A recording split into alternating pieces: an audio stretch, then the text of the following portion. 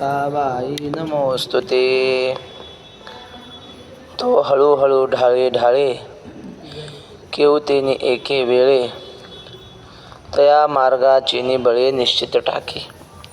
त्याच्यावर मी आपल्याला सांगितलं होतं की कर्ममार्गी जो असतो तो हळूहळू कर्म करीत त्या मोक्ष मार्गापर्यंत जातो. पण ते सांगत असताना आपण पतंजली योगसूत्रातलं एक सूत्र सांगितलं होतं, सतु नैरंतर्य दीर्घकाल सत्कारा सेवितो दृढभूमी. श्री गुरु तुंतुणे महाराजांनी आम्हाला परवा एक श्लोक सांगितला, योजनानां सहस्राणि शनैर्गच्छेत् पिपीलिका अनिच्छन् वैनतेयोपि पदमेकं न गच्छति. म्हणजे गरुड असतो, गरुडाची एक भरारी त्याने मारली तर सहज तो 5-10 किलोमीटर जाऊ शकतो गरुड. आणि मुंगीला जर 10 किलोमीटर जायचं म्हणलं तर तिला कदाचित तिचं आयुष्यसुद्धा जाऊ शकतं तेवढा प्रवास करायला. गरुड अगदी 5-10 मिनटात कितीही लांब जातो.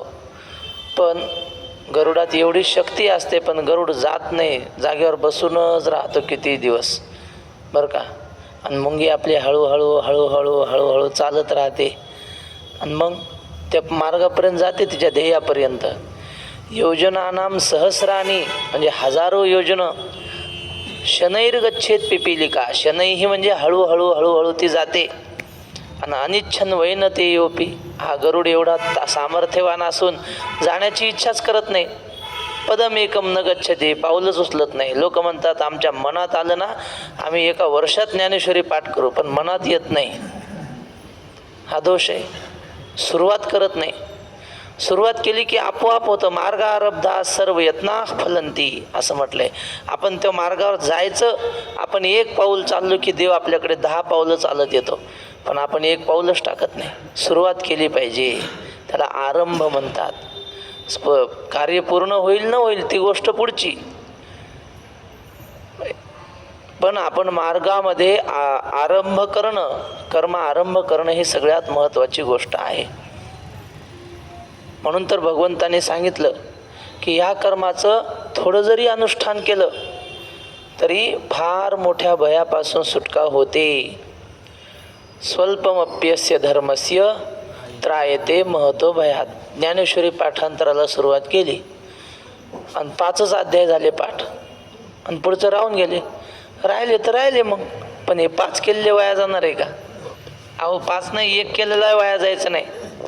5 अध्याय नाही, 1 अध्याय नाही, 1 ओवी जरी पाठ केली तरी वाया जायची नाही. नामा म्हणे ग्रंथ श्रेष्ठ ज्ञानदेवी, एक तरी ओवी अनुभवावी.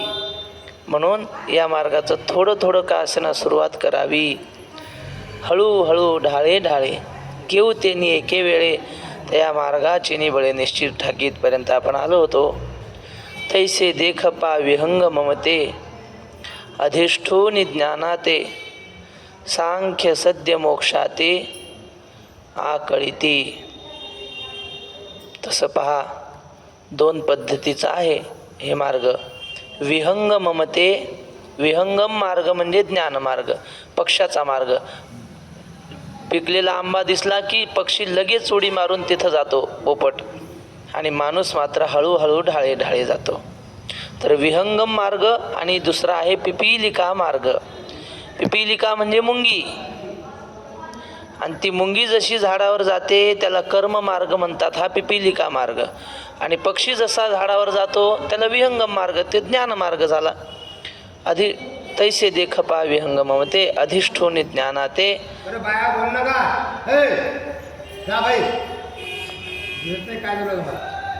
सांख्य सद्य मोक्षाते आकळिते, म्हणजे आत्मानात्म विचार करणारे ज्ञानी असतात, ज्ञान साधना करणारे असतात, ते सद्य मोक्षाते आकळिते. सद्य म्हणजे लगेच मोक्षाला प्राप्त होतात, आकळिते म्हणजे प्राप्त करून घेतात. कोण्या मार्गाने? ज्ञान मार्गाने. ज्ञानाने लगेच देवाची प्राप्ती करून घेतात. हा कोणता मार्ग झाला? विहंगम मार्ग. आता दुसरे पिपीलिका मार्ग म्हणजे मुंगीचा मार्ग. एर योगिये कर्माधारे विहितेची निजाचारे पूर्णता अवसरे पावते होती. एर म्हणजे दुसरे, म्हणजे आता ज्ञानाचं सांगितलं की नाही, मग त्यांच्याशिवाय दुसरं कोण राहिलं आता? कर्ममार्गी. ते काय करतात? विहितेची निजा योगी कर्माधारे कर्म करतात, पण कोणतंही नाही, विहित कर्म. विहित कशाला म्हणतात? शास्त्राने जे करायला सांगितलं ते विहित, आणि करू नये म्हणून जे सांगितलं त्याला काय म्हणायचं? निषिद्ध. तर निषिद्ध कर्म करत नाहीत, विहित कर्म करतात.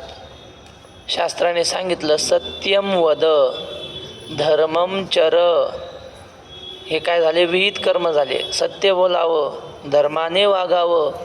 बरं, आता निषिद्ध सांगितलेत. कलज्जम मा भक्ष, म्हणजे कलज्ज म्हणजे मांस, मांस खाऊ नये.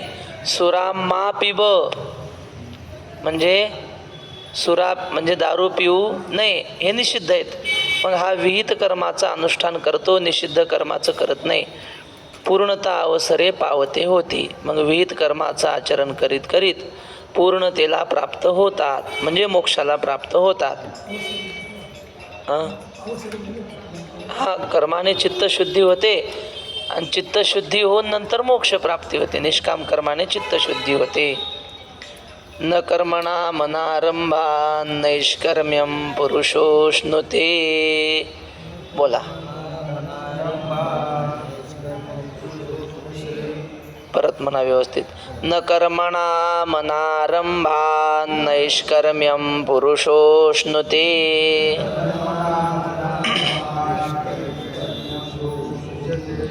न च संन्यसनादेव सिद्धिं समधिगच्छति. पुरुषः एक, कर्मणा दोन, न तीन. वरच्या ओळीतला न तीन हा.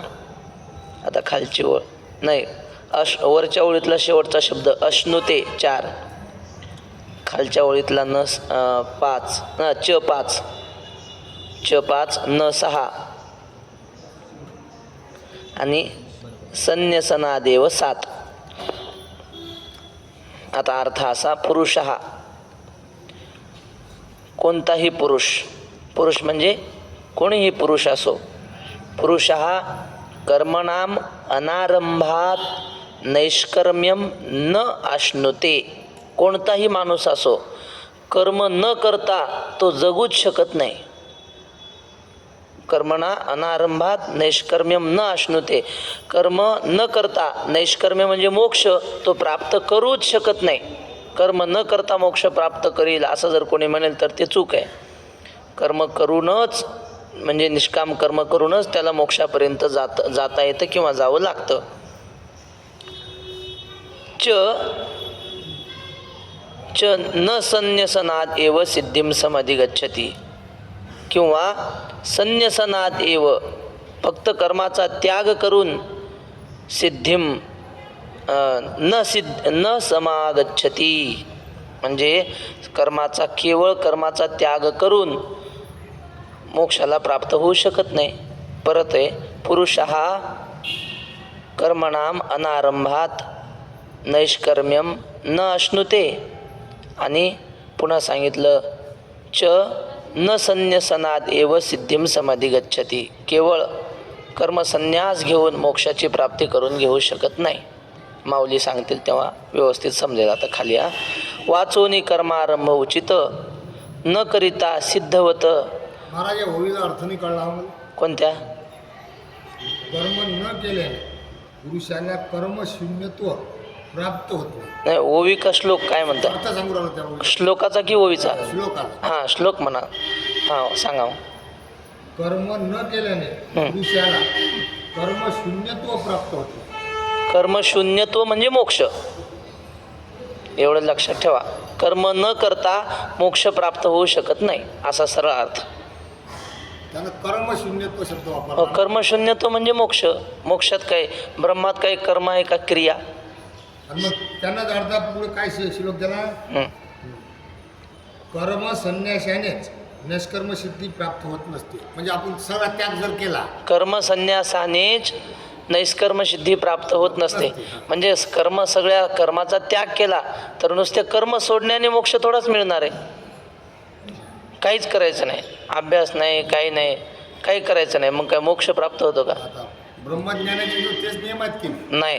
हो, तेच सांगतो ना.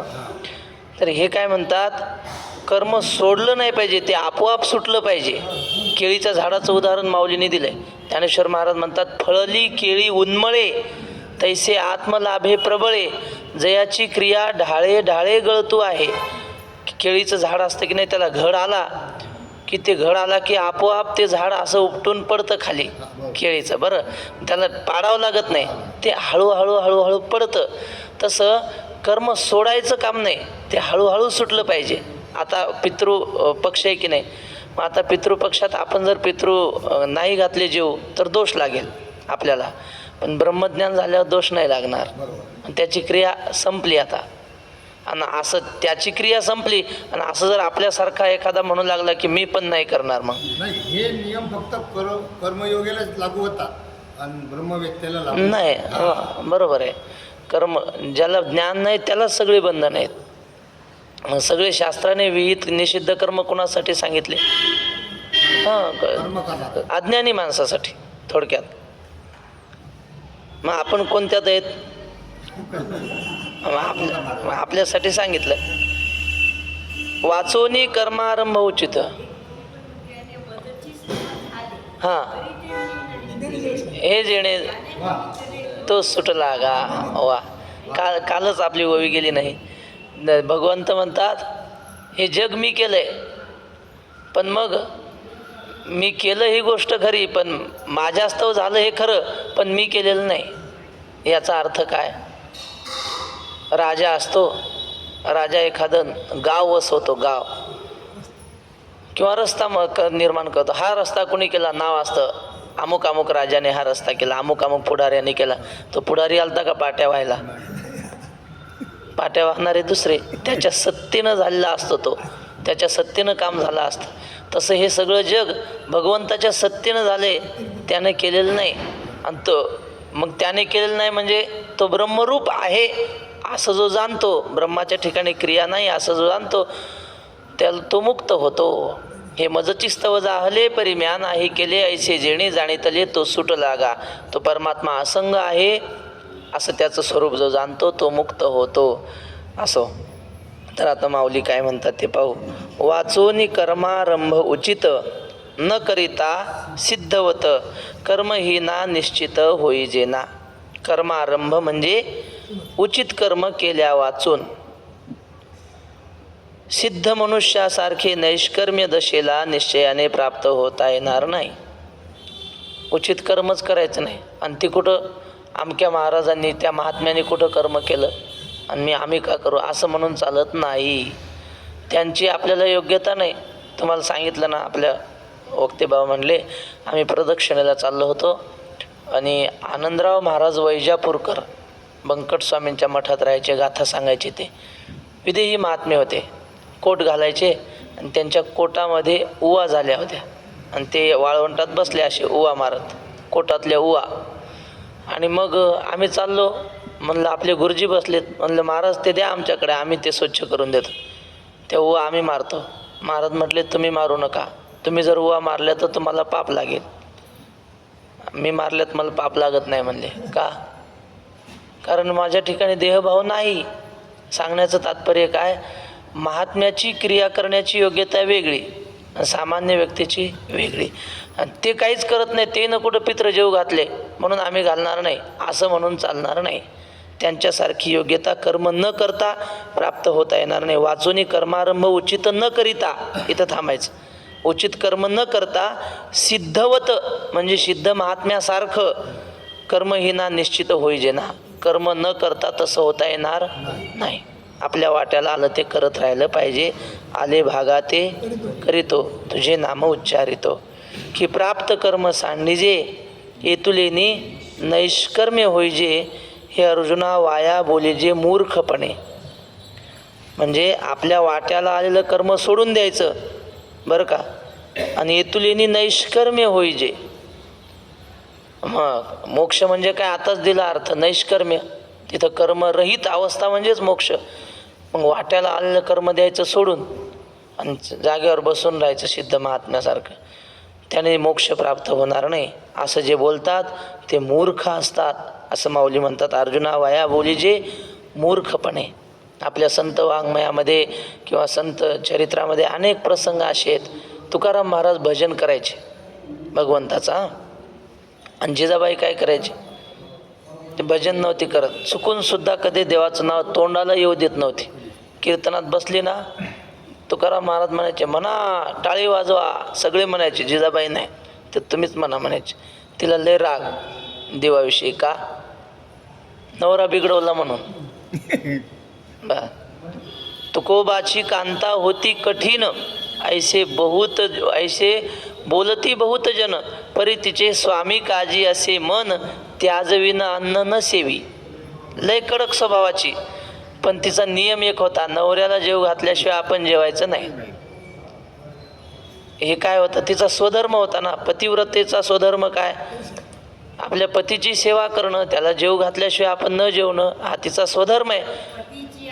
अनुसरोनी पतिव्रता अनायासे आत्महिता भेटेची गा. मग तिनं दुसरी काही भक्ती केली नाही, फक्त आपल्या वाट्याला काय आलंय स्वकर्म, नवऱ्याची सेवा. मग ते डोंगरावर गेले, डोंगरावर भाकर घेऊन जायचे. आणि तुम्हाला सगळ्याला माहिती आहे, मग एका दिवशी पायात काटा मोडला, रडू लागली. आणि मग देवानं आपल्यावर गुराख्याचं रूप घेतलं, आले म्हाताऱ्या माणसाचं रूप, तिच्या पायातला काटा काढला आणि जाता जाता तिला दर्शनही दिलं देवाने. भक्ती तर केली नाही आणि दर्शन कसं काय दिलं, वाट्याला आलेलं कर्म केलं ना. तिचा जो स्वधर्म होता तो तिनं केला.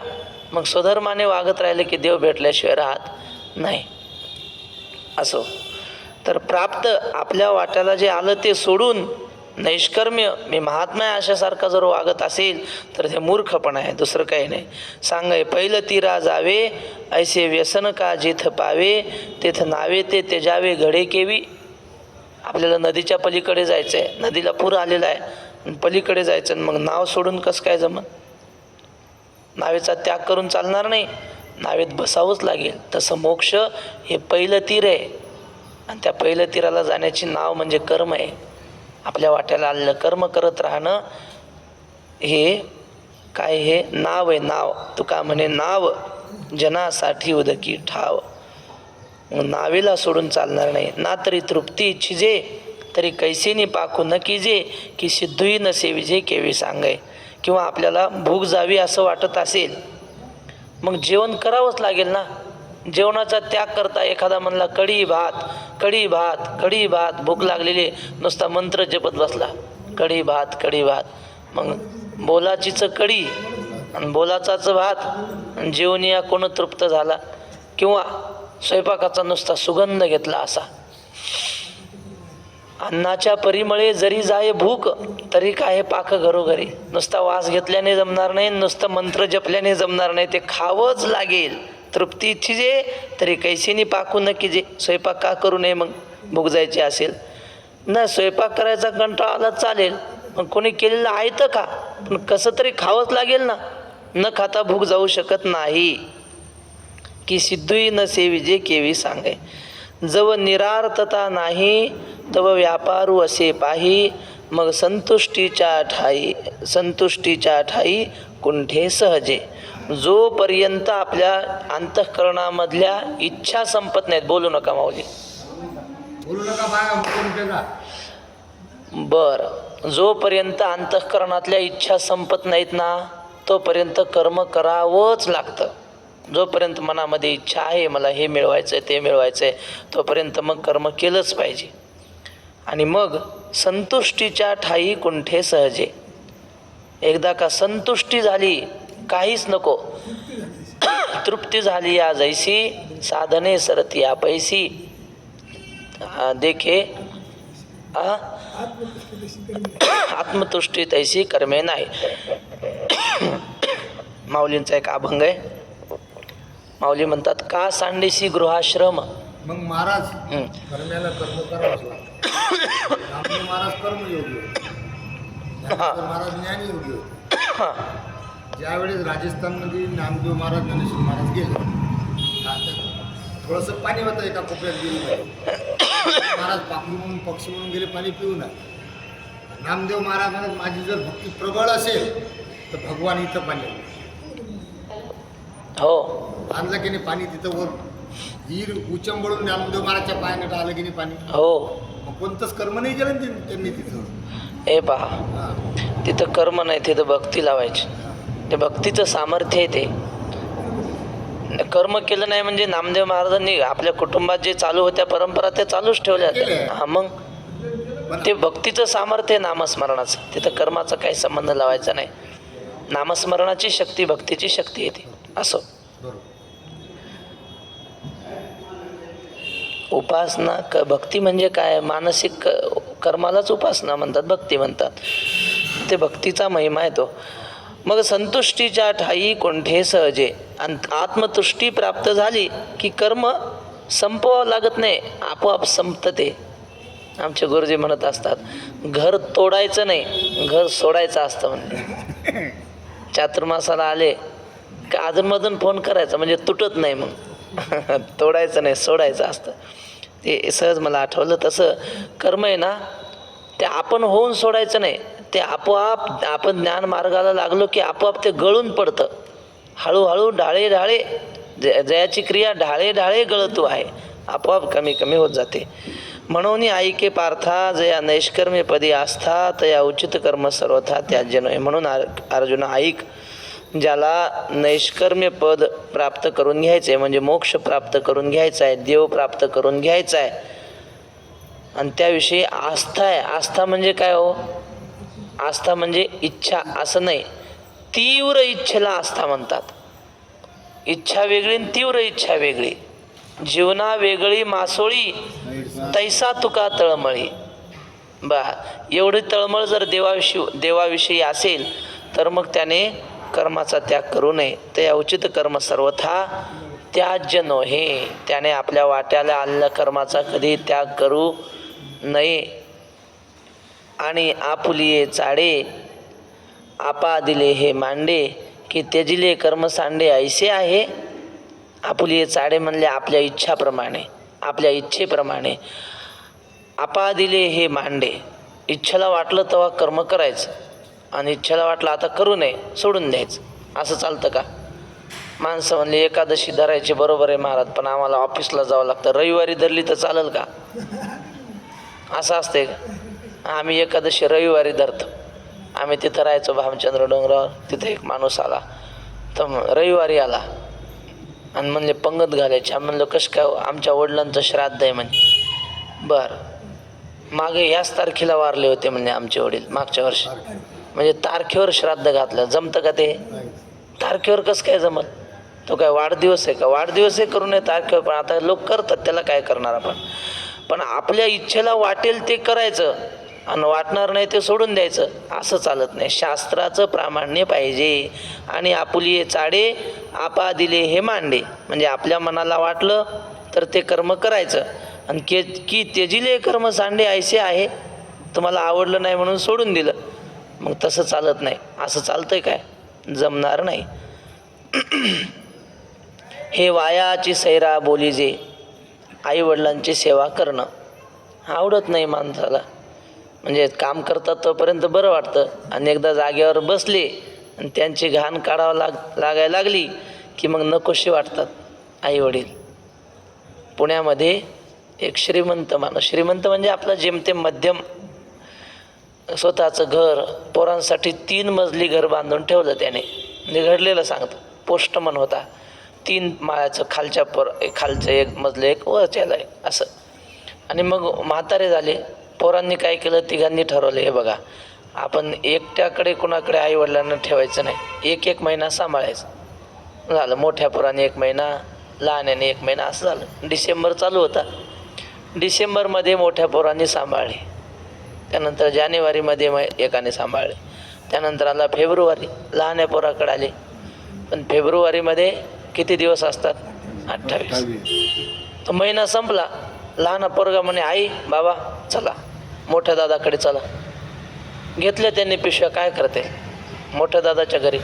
तर म्हटलं अरे 2 दिवस राहिले ना, अजून 2 दिवस सांभाळ. तो म्हटला महिना संपला. दोघा भावाची भांडणं लागली आणि आई वडिलांनी पाहिलं की आपल्याला 2 दिवस सांभाळण्यासाठी यांची भांडणं लागलीत, यांच्या घरीच राहायचं नाही. म्हातारी निघाली आणि भाड्याची खोली करून मरेपर्यंत राहिले. गोष्ट संपली माझी. कशासाठी सांगितलं? आपल्याला आवडत नाही मायबापाची सेवा करणं म्हणून काय ते तुम्हाला शास्त्र काही सांगत नाही, दिले मायबाप सोडून, तसं चालत नाही. तुम्हाला आवडत नसलं तरी ते शास्त्राने सांगितलं म्हणून करावं लागतं. सासू सासऱ्याची सेवा करणं आवडत नाही म्हणून चालत नाही. प्रभू रामचंद्र सीतेला सांगतात, सीते तू वनात येऊ नको, घरीच राहा. सीता म्हटली घरी राहून काय करू? जैसे लक्ष्मी नारायण तैसे सासू सासऱ्या भाऊन सेवा करावी आपण सावधान सद्भावे. रामायणात ओवी आहे. सासू सासरे म्हणजे सामान्य ही म्हातारी हा म्हातारा असं समजू नको, हे लक्ष्मी नारायण आहेत असं समज, आणि सावधानतेनं त्यांची सेवा कर, लक्षपूर्वक सेवा कर. कशासाठी सांगितलं हे? आपल्याला आवडत नाही म्हणून कर्माचा त्याग केला तर तसं चालत नाही, शास्त्राला मान्यता द्यावी लागते. आमचे गुरुजी सांगतात, आपल्याला न आवडणाऱ्या व्यक्तीच्या सानिध्यात राहणं हे तर खरी कमाल आहे ना. सासू सासऱ्याचं पटत नाही तरी मनातून सेवा करणं हे विशेष आहे. नाही तर आपल्या मनासारखे वागले तरच सेवा करेन, हे तर कोणीही करेल. मग आपलं कर्म संपत असतं. ते म्हटले आपल्याला जर घरातलं कोणी रागाने बोललं किंवा आपला छळ करायला लागले तर आपलं कर्म संपत आहे. कबीरा तेरी झोपडी गलकट्टन के पास, करेगा सो भरेगा तू क्यों हो तो उदास. कबीर महाराज म्हणतात, जो करील तो भरेल, आपण कशाला उदास व्हायचंय. दिधले दुःख पराने फेडू नयेची सोसावे, देव तयाला शिक्षा देईल म्हणून उगेची वैसावे. आपल्याला कोणी त्रास दिला तर त्याचा परतफेड आपण त्रास देऊन करू नये. देव तयाला शिक्षा देईल म्हणून उगेची वैसावे. आपण जर प्रतिकार केला तर मग आपण आपलं कर्म वाढवून बसलो, मग पुन्हा ते फेडण्यासाठी पुन्हा आपल्याला काहीतरी करावं लागेल. असं हे वायाची सैरा बोलीजे, म्हणजे कर्म सोडण्याची योग्यता नसताना जर सोडलं तर काय होईल? हे वायाची सैरा बोलीजे, हे व्यर्थ बडबड आहे. उकलू तरी देखो ने पाहिजे, परित्यजिता कर्म न त्यजे निभ्रांत माने.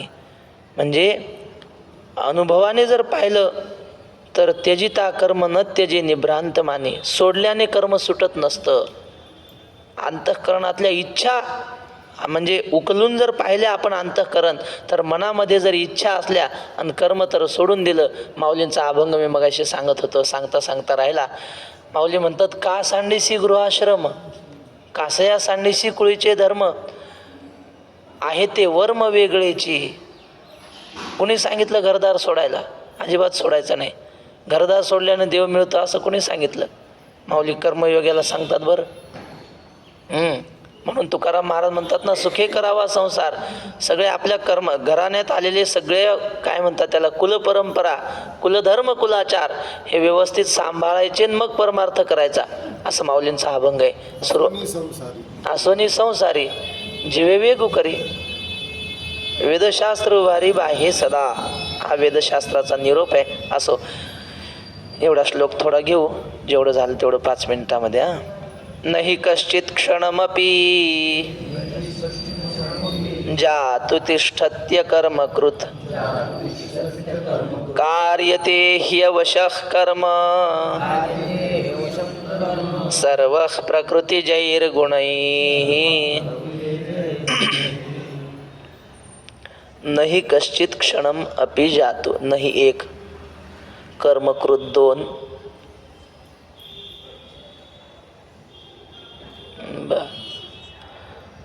खालच्या ओळीमध्ये तिष्ठत्य 4, वरच्या ओळीतलं तिष्ठत्य 4,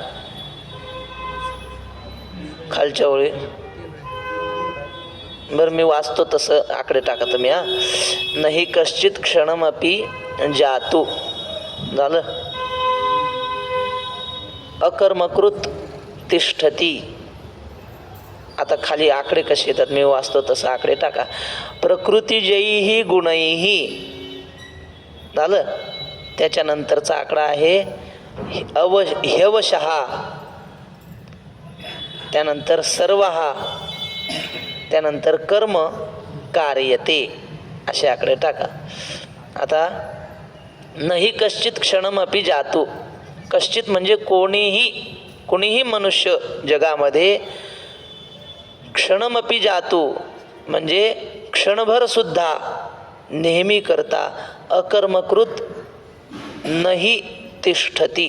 कर्म न करता क्षणभर सुद्धा राहू शकत नाही.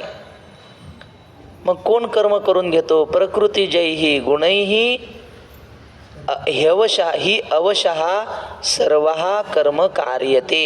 प्रकृतीचे जे 3 गुण आहेत, सत्व रजतम, हे 3 गुण त्याच्याकडून बळजबरीने कर्म करून घेतातच, असा श्लोकाचा अर्थ आहे.